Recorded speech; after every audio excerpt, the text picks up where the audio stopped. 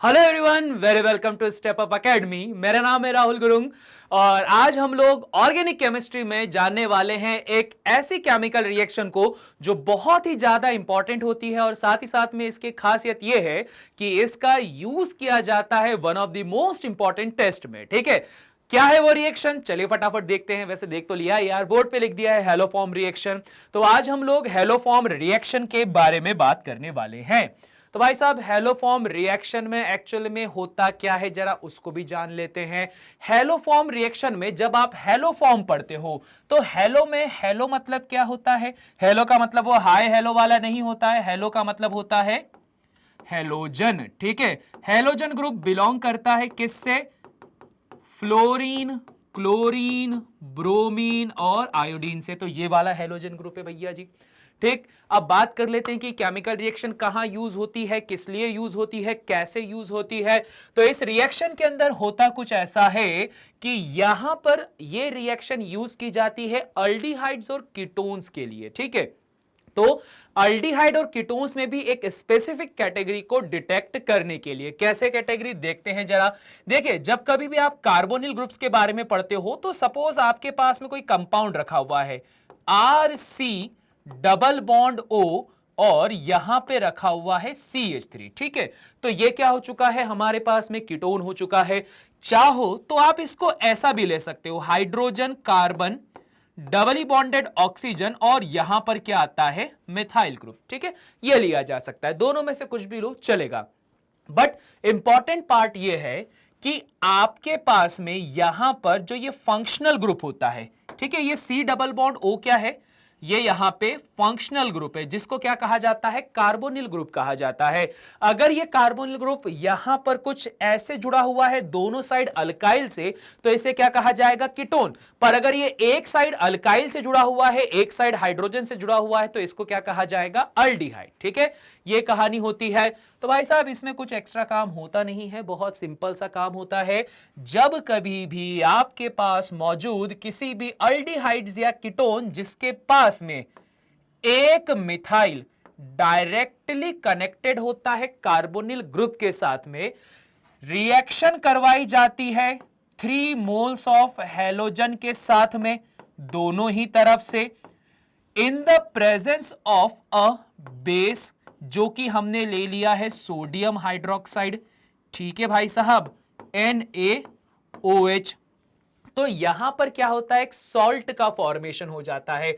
Salt का formation क्या हो जाएगा, RC double bond O and ONA।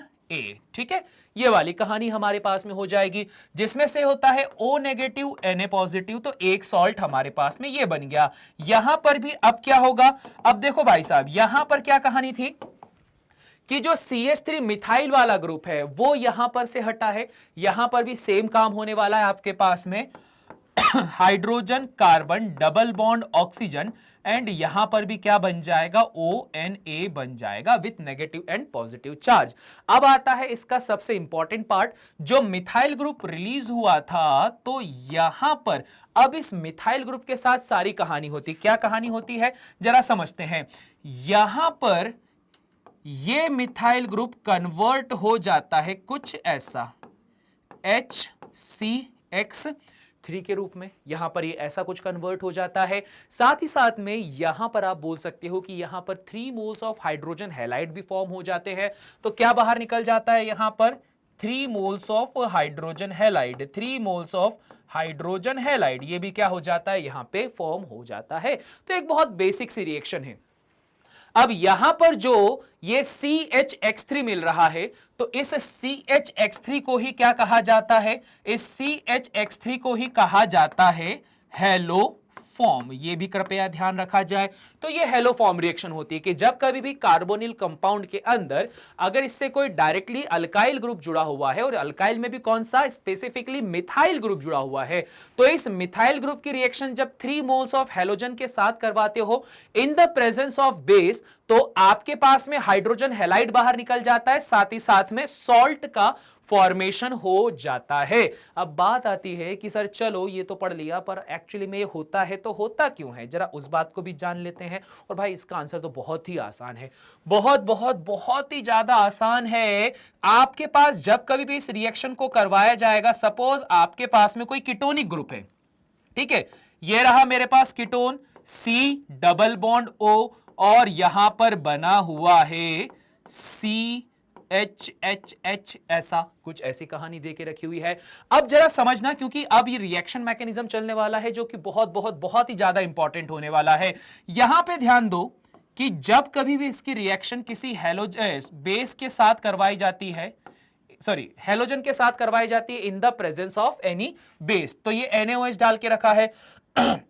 अब मैं यहां पर क्या करता हूं, जो X2 हेलोजन लिया था उस हेलोजन की जगह मैं यहां पर जो X था उसमें भी स्पेसिफिकली मैं ब्रोमीन को ले लेता हूं। ब्रोमीन भी क्या, Br2, जैसे X2 लिखा है ना, तो X2 की जगह मैं क्या ले लूंगा, Br2। तो ब्रोमीन के साथ क्या किस्सा होता है, Br2 को मैं कुछ ऐसे लिख देता हूं, ठीक है, ये कहानी हो जाएगी सिंपल सी। अब मैंने ये काम करा, अब देखो क्या होता है, बहुत इंपॉर्टेंट बात है, बहुत सिंपल सा। सोडियम हाइड्रोक्साइड की बात की जाए, एक होता है पॉजिटिव, एक होता है नेगेटिव। अब यहां पर आता है one of the most important part, कि जब कभी भी किसी फंक्शनल ग्रुप से कोई भी कार्बन जो सबसे पहले जुड़ता है तो उसे क्या कहा जाता है, अल्फा कार्बन। ध्यान रखना, ये फंक्शनल ग्रुप है, इसके साथ जो कार्बन जुड़ा है ये क्या है, अल्फा कार्बन। अल्फा कार्बन के साथ जो हाइड्रोजन जुड़ते हैं they are known as alpha hydrogen, इन्हें क्या कहा जाता है, अल्फा हाइड्रोजन। और एक बात ध्यान रखना कि जितने भी आपके पास अल्फा हाइड्रोजन होते हैं ये क्या होते हैं सर, ये होते हैं काफी ज्यादा एसिडिक नेचर के, ठीक है, ये क्या हो जाते हैं, काफी ज्यादा एसिडिक नेचर के होते हैं। तो हाईली एसिडिक होने की वजह से ऑब्वियस बात है एसिड किसकी चाहत रखता है, बेस की चाहत रखता है। तो यहां पर भी वही कंपाउंड हो जाएगा, एसिड जो होगा वो कहां चले जाएगा, बेस के पास में चला जाएगा। ठीक है जी, ये वाली कहानी होके रखी, सिंपल सी बात है। तो यहां पर भी वही वाली सिचुएशन हुई है, ये जो एसिड है वो बेस के पास में जाएगा। अब बदले में क्या हो जाएगा, अच्छा ब्रोमीन को मैं इसके बाद डाल देता हूं, चलेगा, कोई दिक्कत वाली बात तो नहीं है। ब्रोमीन को इसके बाद में डालूंगा, ऐसा ऐसा ऐसा ऐसा ऐसा ऐसा ऐसा, ये वाली कहानी। हाइड्रोजन को बाहर लेकर गया कौन, ये बेस। क्या बाहर निकल गया सर, H2O बाहर निकल गया। H2O बाहर निकलने के बाद में यहां पर घटना ये हुई कि सर ये बन गया है R C, इधर बना है H और इधर भी बन गया है मेरे पास में H। अरे डबल बॉन्ड का लगाना तो भूल ही गए हम, यहां पर C डबल बॉन्ड O, फिर बना है मेरे पास कार्बन, इधर हाइड्रोजन आया, इधर हाइड्रोजन और एक हाइड्रोजन निकल गया। जब वो हाइड्रोजन गया तो उस हाइड्रोजन के जाने की वजह से यहां इस कार्बन पे क्या आ गई, नेगेटिविटी आ गई। क्यों, क्योंकि देखो OH नेगेटिव है, तो ये जो हाइड्रोजन होगा अपना इलेक्ट्रॉन इस कार्बन पर छोड़कर चला जाता है। हाइड्रोजन ने अपना इलेक्ट्रॉन इस कार्बन पे छोड़ दिया, कार्बन पे नेगेटिविटी, ये हाइड्रोजन इस वाटर के मॉलिक्यूल के साथ में हो चुका है कंबाइन। ठीक है, ये कहानी हुई। अब क्या हो जाएगा भैया अगली कहानी में, अब आएगा हेलोजन। हेलोजन में मेरे पास में आया Br2, ब्रोमीन जो कि होता है Br सिंगल बॉन्ड Br।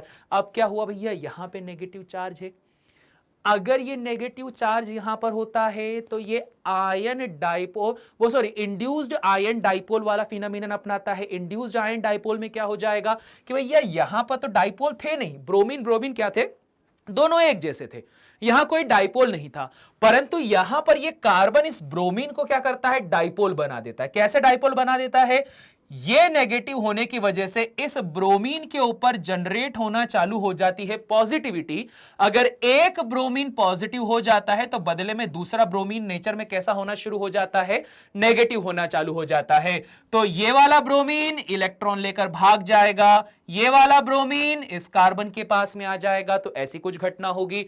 ऐसी घटना होने पर कंपाउंड जो आपको मिलेगा वो मिलेगा RC डबल बॉन्ड O, और यहां पर मिल जाएगा मुझे हाइड्रोजन, यहां पर हाइड्रोजन और यहां पर क्या आ जाएगा, ब्रोमीन, ये आ जाएगा। ठीक है भैया, अब क्या होगा, यही जो रिएक्शन है दो बार और दोहराई जाएगी। कैसे दोहराई जाएगी सर, वही काम होगा, दो बार फिर से मैं सोडियम हाइड्रोक्साइड को लेकर आऊंगा, प्लस दो बार फिर से मैं ब्रोमीन को लेकर आऊंगा, Br सिंगल बॉन्ड Br को लेकर आऊंगा, और अब इनको लाने पर मेरे पास प्रोडक्ट क्या बन जाएगा, मेरे पास प्रोडक्ट बन जाएगा Rc डबल बॉन्ड O। यहां पर मेरे पास में आ जाएगा कार्बन, अरे यहां पर मेरे पास में आएगा कार्बन विथ तीन बड़े बड़े ब्रोमीन। ये लो भैया, बड़े बड़े ब्रोमीन, बड़े बड़े ब्रोमीन, ये बड़े बड़े से हमारे पास में ब्रोमीन आ गए। अब यहां से समस्या होना चालू हो जाती है। समस्या कैसे होना चालू होती है जरा देखते हैं। यहां पे देखो, यहां समस्या क्या होती है। ब्रोमीन की अगर बात की जाए तो अपने आप में ही बड़े एटम से, तो इनका स्टेरिक हिंड्रेंस क्या होता है, काफी ज्यादा बढ़ जाता है। तो इनके हाई स्टेरिक हिंड्रेंस की वजह से इनकी कोशिश ये होती है कि भैया ये इस जगह को छोड़कर चले जाएं। ठीक है, क्या कोशिश होती है इनकी, इस जगह को छोड़कर चले जाएं। और साथ ही साथ में ध्यान रखो कि यहां पर एक ऑक्सीजन भी बैठा है, और मैं हमेशा बोलता हूं कार्बोनिल ग्रुप का यह ऑक्सीजन बड़ा ही धोखेबाज होता है।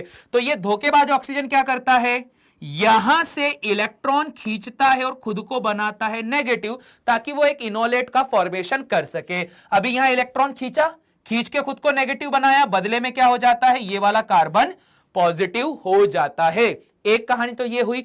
दूसरी कहानी यहां पर ये होती है कि ये वाला जो कार्बन है, ये कार्बन भी क्या करता है, ये बोलता है मेरे पास अब बड़े बड़े से ग्रुप आ चुके हैं, मुझे तेरी जरूरत नहीं है। क्या बोलता है ये कार्बन, मेरे पास में दूसरे बड़े बड़े ब्रोमीन आ चुके हैं, मुझे तेरी जरूरत नहीं है रे कार्बन। तो एक काम कर, हमारा रिश्ता यहां होता है खत्म, मैं यहां से इलेक्ट्रॉन लेकर चला जाऊंगा। तो यहां से अब क्या हो गया, दोनों के रिश्तों में आ चुकी है दरार। दोनों के रिश्तों में जब दरार आती है तो दरार आने पर मुझे एक कंपाउंड तो मिलता है यहां पर CBr Br and Br plus दूसरा जो यहां पर मिलता है वो क्या मिलता है मुझे, Rc। अब देखो, ऑक्सीजन तो धोखेबाज है ही, इलेक्ट्रॉन लेता भी है पर वहीं पर रिटर्न कर भी देता है। और पता है ऑक्सीजन के इसी धोखेबाजी की वजह से भी ना ये चिढ़ता बहुत है। इसके साथ वाले जितने भी कार्बन होते हैं ना बहुत चिढ़ जाते हैं। क्यों? क्योंकि ऑक्सीजन क्या करता है, पहले तो बोलता है कि बोले हाँ एक काम करता हूं, मेरा और तेरा रिश्ता खत्म, मेरे और तेरे बॉन्ड खत्म। तो पहले बॉन्ड को क्या कर लिया, इसने खींच लिया। फिर बाद में देख लेता है कि बोले नहीं यार मजा नहीं आ रहा है अकेले रहने में, तो फिर से डबल बॉन्ड बना लेता है। तो ये जो करता है ना हरकत कि पहले बॉन्ड तोड़ता है फिर बॉन्ड बनाता है, तो इस वजह से ये साथ में क्या होता है, चला जाता है। तो ये चला गया, तो इसके जाने के बाद यहां पर बन गया है मेरे पास में ऑक्सीजन। और जो ये कार्बन होता है ये पॉजिटिविटी कंटेन करके बैठता है, जबकि ये वाला कार्बन क्या कंटेन करके बैठता है, नेगेटिविटी को कंटेन करके बैठता है। ठीक है, ये कहानी होती है। इसके बाद में एक बहुत ही सिंपल सी रिएक्शन आपके पास में फॉर्म हो जाती है।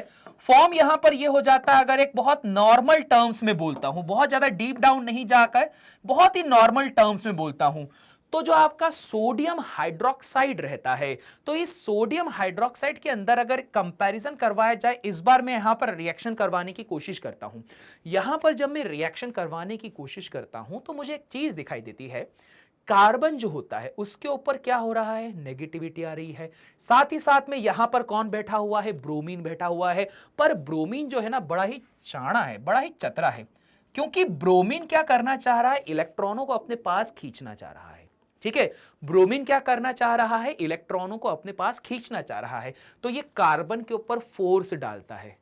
क्या फोर्स डालता है कि भाई मुझे तो स्टेबिलिटी चाहिए, स्टेबिलिटी चाहिए। तो इस स्टेबिलिटी की वजह से अब ये डिपेंडेंसी किस पर लाता है, सोडियम हाइड्रोक्साइड के पास में।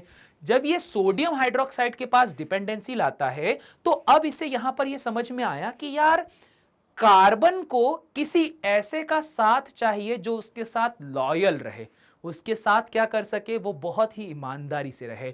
तो ऐसे ईमानदार कंपाउंड को क्या कहा जाता है, हाइड्रोकार्बन। ठीक है, क्या कहा जाता है, हाइड्रोकार्बन। मतलब कार्बन तो है, इसको किसकी जरूरत है, हाइड्रोजन की जरूरत है। तो बहुत एक सिंपल सा ब्रेकडाउन होता है। इस बार यहां से जो H पॉजिटिव होता है वो इस कार्बन के पास जाएगा, बदले में जो O नेगेटिव है वो इस वाले कार्बन को क्या कर देगा, अप्रोच कर देगा। और ऑब्वियस बात है सर ये ONA एक न्यूक्लियोफाइल बन रहा है जो कि सीधे इस पॉजिटिव वाले टर्मिनल पे जा रहा है। तो बदले में हमारे पास फाइनल प्रोडक्ट क्या बनेगा, जैसा मैंने शुरुआत में बताया था कि एक तो बन जाता है आपके पास में सॉल्ट, जो कि क्या होगा, कुछ ऐसा O negative Na positive, plus दूसरा प्रोडक्ट आपके पास में क्या बन जाएगा सर, दूसरा प्रोडक्ट बन जाएगा हमारे पास में कुछ ऐसा। ठीक है, तो ये वाली कहानी होती है। अब यहां पर जो प्रोडक्ट आपके पास में बना है, तो ये हमारे पास में क्या कहलाता है, ब्रोमीन है। तो जैसे हेलोफॉर्म रिएक्शन थी, तो ये क्या कहलाएगा, ब्रोमो फॉर्म कहलाएगा। वहीं पर अगर मैं बात करता हूं one of the most IMP reaction के लिए, तो one of the most IMP reaction इसके अंदर क्या होती है, जब कभी भी आप आयोडीन का उपयोग करके CH3 बनाते हो या HCl3 बनाते हो, तो इसको क्या कहा जाता है सर, इसको कहा जाता है आयोडो फॉर्म कहा जाएगा। और ये जो आयोडोफॉर्म रिएक्शन है one of the most important reaction होती है। रीजन ये है कि इस तरह के प्रोसीजर में जब आपके पास कोई मिथाइल कीटोन या मिथाइल अल्डिहाइड होता है, तो उस घटना में अगर CH3 बनता है, तो इसका जो कलर होता है वो सबसे इंपॉर्टेंट होता है। वो कलर क्या होता है, येलो। तो जब कभी भी आप आयोडीन के साथ रिएक्शन करवाते हो ना, तो आपको येलो कलर के ठीक है, चलो, तो यहां पर ये तो क्लियर हो गया भैया कि अगर येलो कलर के प्रेसिपिकेट मिल रहे हैं तो कौन सी रिएक्शन जा रही है, आयोडोफॉर्म रिएक्शन जा रही है। और यही एग्जामिनेशन में भी कई बार पूछा जाता है कि आयोडोफॉर्म रिएक्शन एक्चुअल में होती क्या है। तो कुछ भी नहीं करना है भाई मेरे, इतना सारा जो ये है तो मैकेनिज्म समझाने के लिए है। परंतु अगर मैं बात करता हूं कि क्या इंपॉर्टेंट है, तो सर इंपॉर्टेंट सिर्फ इतना सा है कि जो भी आपके पास में कार्बोनिल ग्रुप होगा, वेदर इट इज अल्डिहाइड या फिर कोई कीटोनिक ग्रुप हो, बस उसमें आपको यह ध्यान रखना है कि आपके पास में यहां पर कार्बोनिल के साथ में एक जो मिथाइल कार्बन है या जो मिथाइल ग्रुप है वो होना चाहिए, क्योंकि मिथाइल ग्रुप अल्फा पोजीशन पे आएगा, जिससे कि आपके पास अल्फा हाइड्रोजन मिलेंगे। अल्फा हाइड्रोजन की एसिडिटी हाई होने की वजह से ये सोडियम हाइड्रोक्साइड के साथ में रिएक्शन करने में कैपेबल होंगे, और इसका फिर हेलोजिनेशन करवाना और उसके बाद में वहां ग्रुप को निकालना आसान हो जाता है।